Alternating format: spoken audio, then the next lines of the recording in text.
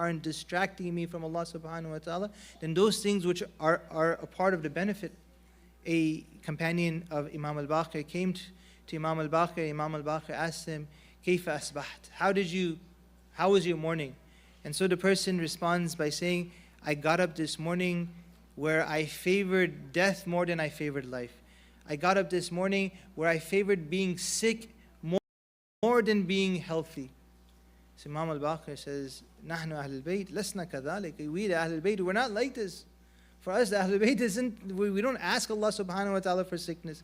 We don't ask Allah subhanahu wa ta'ala for death. We Ahlul Bayt, we ask Allah subhanahu wa ta'ala for khair. If there's khair, if there's good in being sick, then we accept it from Allah subhanahu wa ta'ala.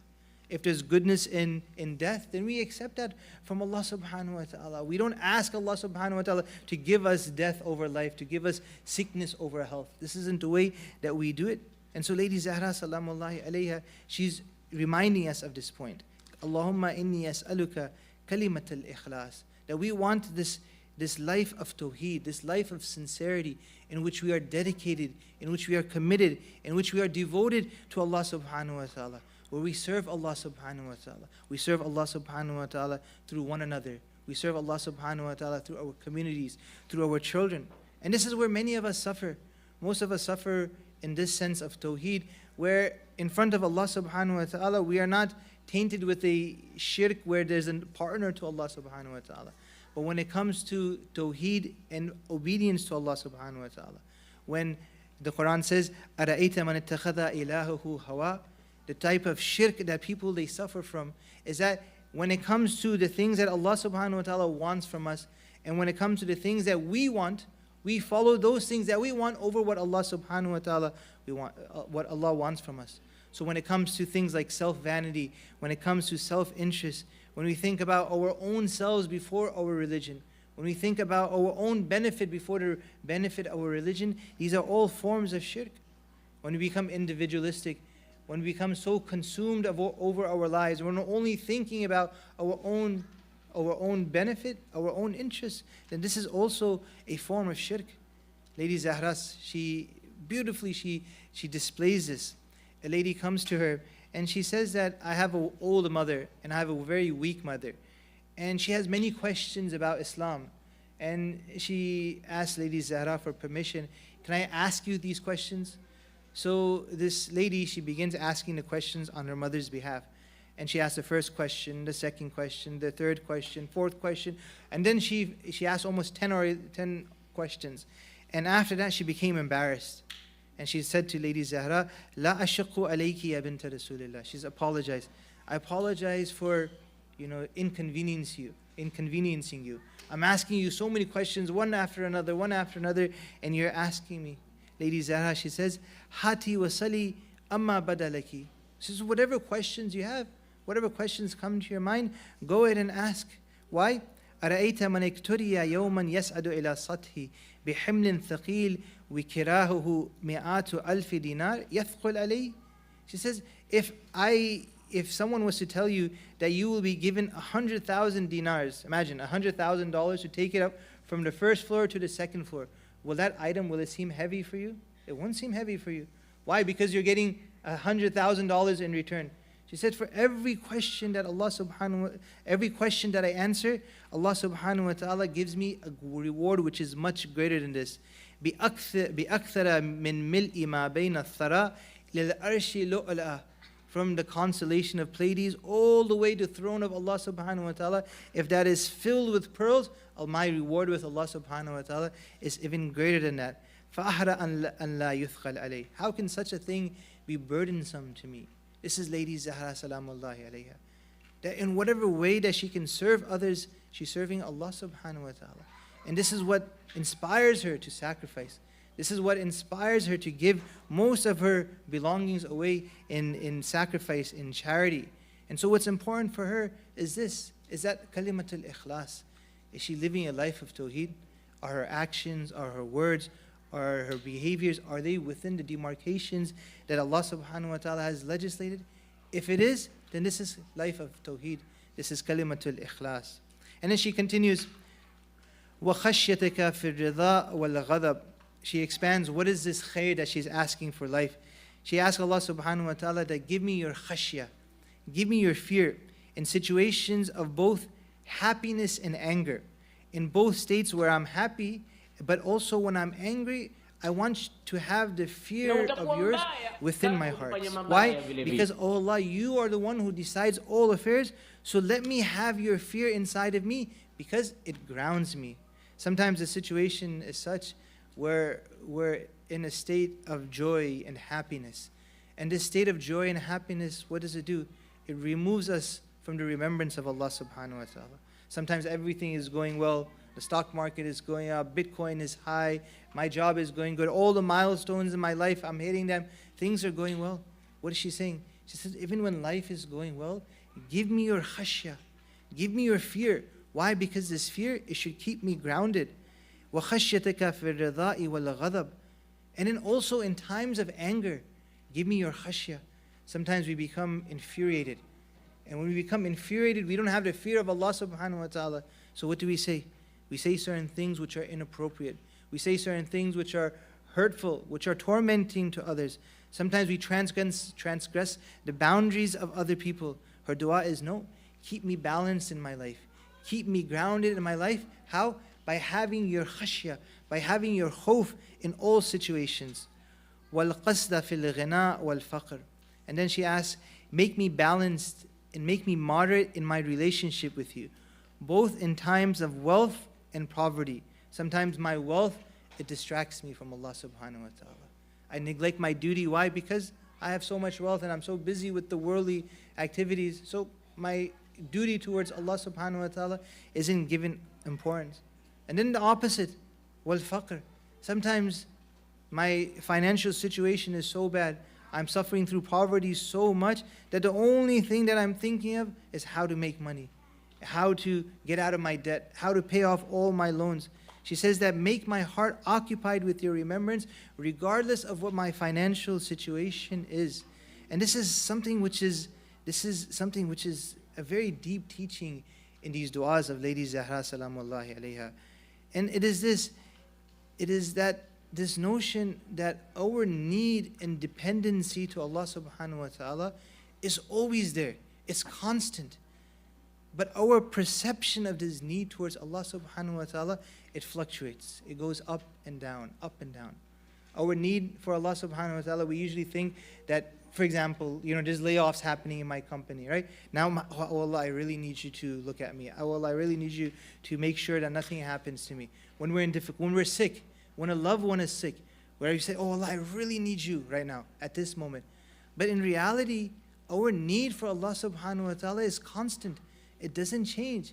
Whether it's in times of goodness, whether in times of difficulty, regardless of our circumstances, our need for Allah subhanahu wa ta'ala is always there.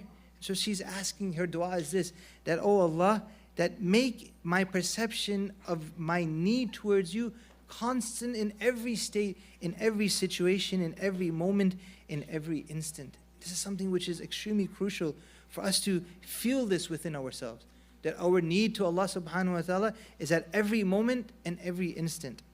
وَاسْأَلُكَ نَعِيمًا لَا يَنْفَدْ. And then she asks, oh Allah, I ask you for the blessings that never end. We should ask for Allah subhanahu wa ta'ala for blessings. But the blessings that she asks from Allah subhanahu wa ta'ala is that she asks for those blessings, la yanfad, that those blessings that don't end, that are continuous, that are forever. When we ask Allah subhanahu wa ta'ala for our blessings, what are we asking Him for? Most of the time it's something temporal, something short-lived, something transitory, something which is shallow, something which is mundane. But Lady Zahra salamullahi alayha, she's trying to induce this understanding of what this dunya is. This dunya, this world is something which is lowly. This dunya which is in front of us is something which is not worth asking Allah subhanahu wa ta'ala. She's asking for those blessings of Allah subhanahu wa ta'ala which are limitless, which are boundless. She's asking for those blessings of Allah subhanahu wa ta'ala that will never come to an end. And unfortunately, we fall into this trap. So many times we live and we function in this world and we get caught up with this world and we forget asking Allah subhanahu wa ta'ala for the blessings in the akhirah. Her dua is that, oh Allah, give me the blessings in the akhirah, but not at the expense of the dunya. Meaning that, oh Allah, I want good in this dunya. But if the good in this dunya is preventing me from having good in the hereafter, then don't give me the good in the akhirah.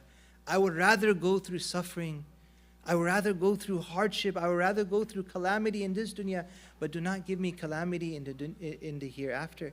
Because that calamity in the hereafter is not something which I can bear. Calamity in the hereafter is something which is unbearable. She's pointing to this principle, that don't sacrifice this dunya for the sake of the akhirah. And then she continues, وَاسْأَلُكَ قُرَّةَ عَيْنٍ لَا تَنْقَطِعْ. She asks Allah subhanahu wa ta'ala that, oh Allah, grant me a joy and a comfort that never ends. Pleasure and joy, these are good things. We should want them from Allah subhanahu wa ta'ala. Our children are a joy. Our good homes, our good lives, all of these things are good, and we should ask them from Allah subhanahu wa ta'ala. But the thing that we should ask Allah subhanahu wa ta'ala for the most is that we should ask for Him directly. And she asks this in the next line. She says that, وَاسْأَلُكَ الرِّضَى بِالْقَضَاءِ. I ask for contentment. I ask for contentment for whatever you decide. If Allah subhanahu wa ta'ala came with certain muqaddarat, if He came with certain determinations in our lives, that He has made this to happen, then, oh Allah, make me pleased with it. Let me not criticize you. Let me not be upset with you. Let me not hold this type of grudge that, oh Allah, why did you do this to me? Why didn't you give me better? You know, even we as a community, you know, the last couple of years have been difficult because we've lost some great leaders, we've lost some great scholars, and these things are difficult for us. But what is she asking? Regardless of what's happening, always be pleased with Allah subhanahu wa ta'ala. Whatever Allah subhanahu wa ta'ala has determined, be content with it. وَاسْأَلُكَ بَرْدَ الْعَيْشِ بَعْدَ الْمَوْتِ. Oh Allah, give me a pleasant, give me a joyful existence after I leave this dunya. This dunya, once it ends, I want you to grant me a life which is refreshing, a life which is filled with benefits. You know, one of my teachers, he was mentioning this. He was mentioning sometimes we ask Allah subhanahu wa ta'ala for so many things in this dunya that He grants us those things in the dunya. Not realizing the good that we do, Allah subhanahu wa ta'ala has depleted in giving it to us in this dunya. And then so in the akhirah, there's nothing which is left for us. He said, this is khusran, this is a big loss. A person asks Allah for blessings, but only asks for blessings in this dunya, and they neglect the akhirah. And then when they go to the akhirah, then they don't have anything there. She's asking, oh Allah, give me the comfort, give me the blessings in the hereafter, so that my hereafter is filled with tranquility. And then she continues, وَأَسْأَلُكَ النَّظْرَ إِلَى وَجْهِكَ. She asks Allah subhanahu wa ta'ala, I ask you to allow me to see your face. What does it mean to see Allah subhanahu wa ta'ala's face? Of course, Allah subhanahu wa ta'ala doesn't have physical body parts. She's asked, how do we recognize one another? We recognize one another by our faces. When I see your face, I recognize you. When you see my face, you recognize me. She's asking Allah, وَأَسْأَلُكَ النَّظْرَ إِلَى وَجْهِكَ. Oh Allah, I ask you for your ma'rifah. I ask you for your recognition. I ask you to grant me the proper understanding and comprehension that you have. Allow me to see your beauty. Allow me to see your majesty. Allow me to see your guiding hand in all of my affairs. وَالشَّوْقَ إِلَى لِقَائِكَ مِنْ غَيْرِ ضَرَّاءٍ مُضِرَّةٍ وَلَا فِتْنَةٍ مُظْلِمَةٍ. And then she says that I ask you, O Allah, that I yearn this from you. That this liqa that I'm going to have, this meeting that I'm going to have with you, that I'm going to be in your presence, that it should not be filled with any apprehension. It should not be filled with any form of unease. Sometimes, you know, we get in conflicts with one another. And if we haven't seen one another after a period of time, how do we feel inside? We don't know how they're going to react. There's going to be this level of discomfort. You know, maybe they're holding a grudge. Maybe they're unhappy with me, right? She's asking Allah subhanahu wa ta'ala, this meeting of mine with you that I'm going to have, make it free of all apprehension. Remove all conflict from it. Which means that, oh Allah, allow me to live a life which I'm free of sin, which I have no stain upon my soul, so that when I come to you, I come in the purest manner. I come in the cleanest manner. Allahumma zayyinna bizinatil iman. She asked Allah, oh Allah, give us the beauty. But what beauty? Oh Allah, grant me the beauty of iman. People, what do they constantly seek and ask Allah? Oh Allah, give us physical beauty, make me like this, make me like that, remove my flaws, and in these type of things. In the society that we're living in, people are constantly chasing those things that are beautiful and that make them beautiful. They're constantly chasing those things that make them look younger and younger. They're constantly looking for things which make them look more attractive. But Lady Zahra, what does she say? She says, Allahumma zayyinna bi zinatil iman. Oh Allah, give me beauty. But the beauty that I want is the beauty of iman, beauty of our faith, because it is iman which is our nourishment. It is our iman which is the sustenance in the akhirah. And then she ends the dua by saying, وَجْعَلْنَا هُدَاةً مَهْدِيِّينَ يَا رَبَّ الْعَالَمِينَ. Oh Allah, give us leadership. Leadership is good. Why is that leadership good? Because through that leadership, what can we do? We can guide other people. We can bring people closer to you. We don't want leadership just for the sake of leadership. We don't want leadership just to occupy seats of power. No, we want leadership so we can serve your cause, so we can bring people closer to you. And this is just 5 or 6 lines that Lady Zahra, she has in this short dua. But what's important for us is this, is that these are the things that we need to align ourselves with the Ahlul Bayt, with Lady Zahra. These are things that we should aspire from Allah subhanahu wa ta'ala. These are things that we should yearn. These are things that we should ask. And this is the ma'arif of the Ahlul Bayt. The greatness of the Ahlul Bayt are in their words. And just by reading this short dua, we can begin to understand that why did the Prophet respect her so much? Why did the Prophet give her this title, Sayyidatun Nisa'il Alameen, the leader of all of the women of all of the world? Because this is a profound character. This is a person with a lofty personality. This is an individual who, unfortunately, most of the Muslim world, they are unaware of. When we read these du'as are refreshing for us. When we live in times of conflict, when we live in times of difficulty, when we live in times where we feel weak and when we feel hopeless, these du'as, they're a form of sanctuary for us. But we find that so quickly in history, the events turned that now the Ahlul Bayt who were once respected so much, now they are being marginalized. Now they become individuals who are controversial. Before they were respected, now they're being accused of certain things. The Prophet throughout his life, he displayed so much love and devotion to Zahra. But a time came that the enemies, now they come to the door of Zahra with wood and fire. The enemies, they come to the home of Zahra. Which home is this? This is the home that Ali ibn Abi Talib, the commander of the faithful, he would turn to and where he would get peace and solace. When Imam Ali, when he would enter into the home of Zahra, Zahra, she would wipe away all of his concerns, all of the anguish, all of the pain, all of the suffering that Amir al-Mu'mineen is carrying in his heart. All he would have to do was enter into the house of Zahra, look at Zahra salamullahi alayha, and the heaviness and the burdens would all disappear. Imam, he has to deal with the fitna in the community, the hypocrisy, the backbiting, the backstabbing, but all of those would disappear when he would see the daughter of the Prophet. The Prophet, he just passed away, and Ali and Fatima and the Ahlul Bayt, they're crying, they're weeping. But the one who cried the most was Lady Zahra, to such an extent where the people of Medina, they came to Amir al-Mu'mineen and said to Amir al-Mu'mineen, "Oh Ali, tell your wife to stop crying, because we can no longer endure the cries of your wife." But the situation changes so quickly that Zahra, she will no longer be crying. But now it is the nights of Ali who is staying up and crying for his wife Zahra. It is reported, وَقَدْ صَلَّى أَمِيرُ الْمُؤْمِنِينَ صَلَاةُ الظُّهْرِ وَأَقْبَلَ يَرُدُّ الْمَنْزِلِ إِذَا أَسْتَقْبَلَتْ جَوَارِ بَاكِيَاتْ حَزِينَاتْ فَقَالَ لَهُنْ. According to a narration, it is said that Amir al-Mu'mineen, he prays his Salatul Dhuhr in the masjid, and he turns to go towards his home. And there's a group of women who are rushing towards him from the direction of his home. And they are bakiyat wa hazinat. They're crying and they're weeping. Imam says, Mal khabar wa mali ara kunna mutaghayyirat al-wujuh wa sur.